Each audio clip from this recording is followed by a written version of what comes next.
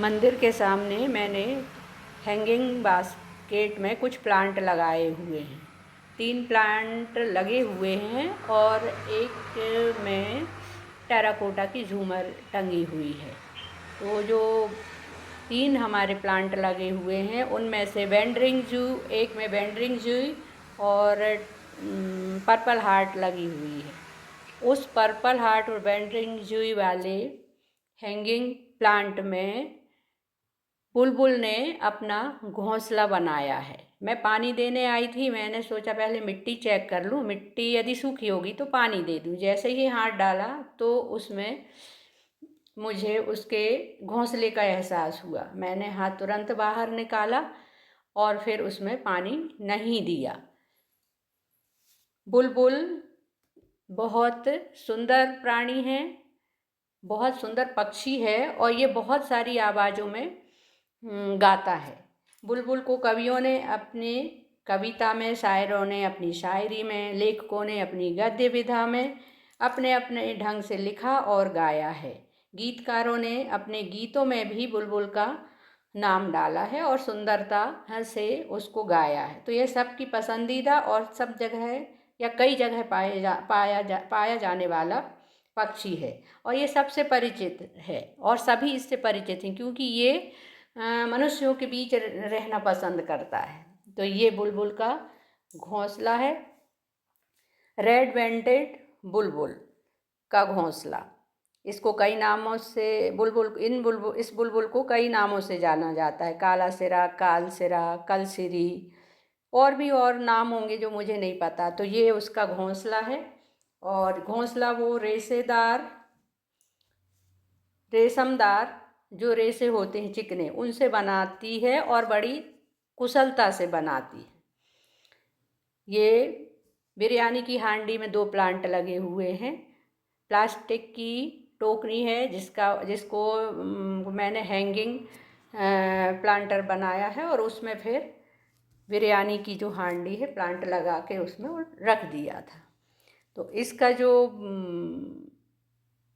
ये देखिए, इसका जो घोंसला है वो बहुत छोटा रहता है, ज़्यादा बड़ा नहीं रहता। अंदर इसकी 1.5 इंच की गहराई होगी और 2.5 से 3 इंच की इसकी चौड़ाई होगी और ये अपना घोंसला ज़्यादा से ज़्यादा 2 फुट ऊंचाई से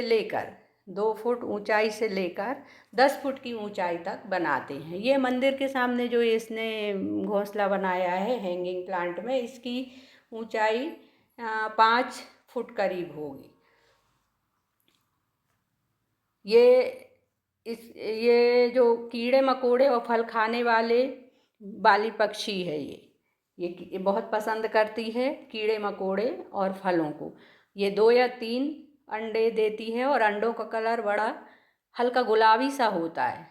ये 8 अगस्त फ्राइडे 2025 को उसने 1 अंडा दिया है। अंडे का कलर हल्का गुलाबी दिख रहा है और ऊपर से ऐसा लगता है जैसे दूसरा कलर हमने मरून सा उस पर छिड़क दिया हो। 9 अगस्त 2025 शनिवार सैटरडे को उसने दूसरा अंडा दिया है। तो अब हमें घोंसले में 2 अंडे दिख रहे हैं। बुलबुल को पहचानना आसान है क्योंकि इसके सिर पर कलगी होती है और इसकी पूँछ लंबी होती है और पूँछ के नीचे वाला भाग लाल होता है। तो इसको हम आसानी से पहचान सकते हैं और ये हमारे घर के आजू बाजू ही घूमती रहती है।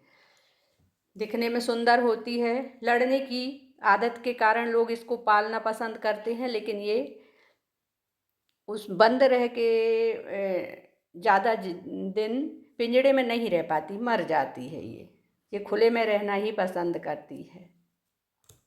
इसका घोंसला गोल होता है और बड़ी कुशल कारीगरी से ये अपने घोंसले को बनाती है। इसको गुलदुम बुलबुल भी कहते हैं। और ये देखिए 10 अगस्त सैटरडे को इसने तीसरा अंडा दे दिया है। ये तीनों अंडे रखे हुए हैं और स्पष्ट दिख रहा है कि हल्का गुलाबी सा कलर है और ऊपर से ऐसा लग रहा है कोई दूसरा कलर हमने उसमें छिड़क दिया है। दोनों नर और मादा में अंतर होता है।